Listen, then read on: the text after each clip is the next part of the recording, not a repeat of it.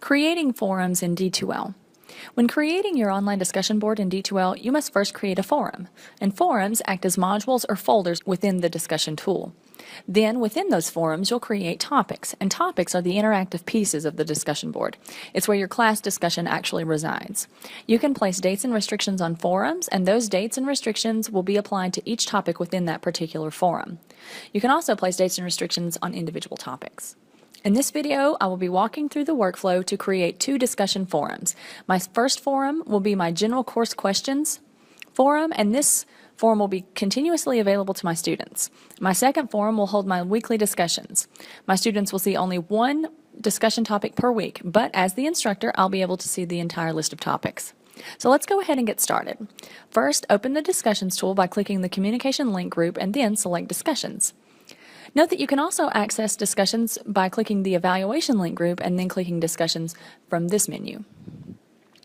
Click the blue New button and then select New Forum from the drop-down menu. Give your forum a name, and remember that the name of the forum will appear in bolded black text on your Discussions list page.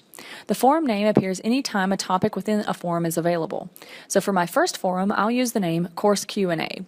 Optionally, I could check the box labeled Create a New Topic in this forum with the same title, and D2L will do just that. It will automatically create a topic within this forum that shares the forum's name.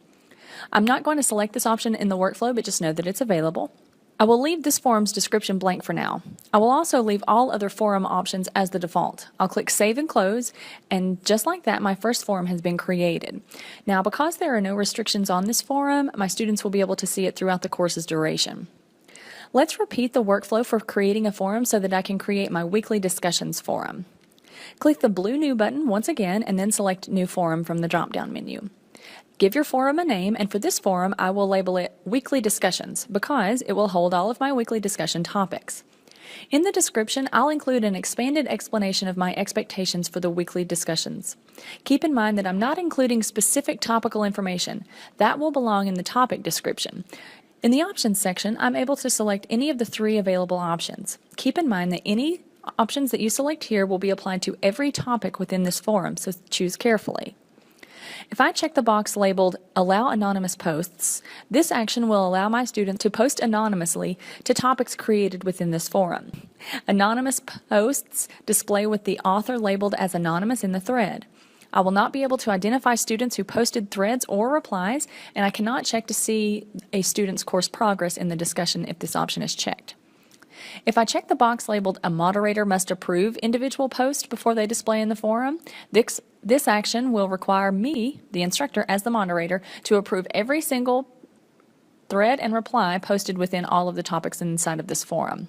If I do not approve a thread or a reply, those posts do not display to the students.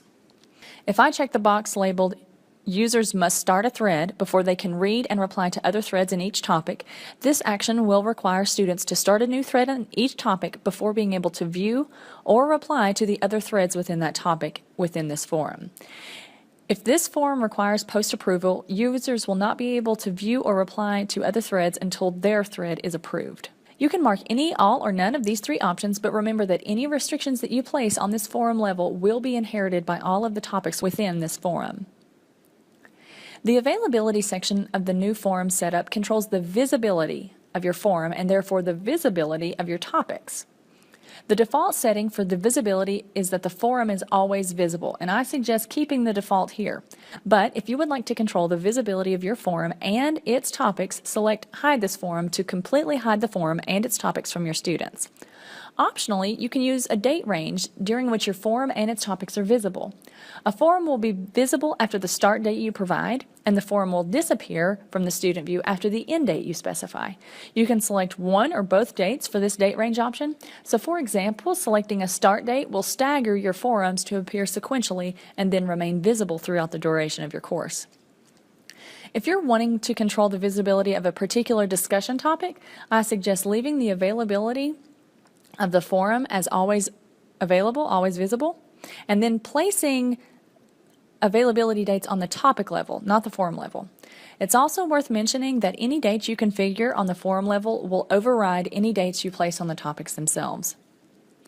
Use the locking options section to make your forums read-only. The default setting for locking is that the forum is always unlocked, and I suggest keeping the default here. But if you would like to prohibit the ability to post threads and replies to all of the topics within this forum, then select Lock Forum to take away the ability to post a thread or reply. Optionally, you can select a date range here as well to control when you would allow students to post a thread or reply in all of the topics. A forum will be unlocked after the start date you provide, and a forum will be locked after the end date you specify. So you can select one or both of these dates for the date range option. For example, selecting an end date will keep the forum and its topics visible, but it will not allow students to be able to post to the topics after the end date. And again, to reiterate, any dates and restrictions that you configure on the forum level will override any dates and restrictions placed on the topics themselves. So let's scroll back to the top of the frame, and I'll click the Restrictions tab to open the options for placing release conditions and group and section restrictions on this forum. Now, depending on your discussion structure, it may be best to place these types of restrictions on the topic level. So please see the video for creating group restricted discussions for more information about automatically creating group restricted discussion boards using the Groups tool. I will not be using these options in this particular workflow. From here, I can click Save and Close, and I am finished creating my weekly discussions forum.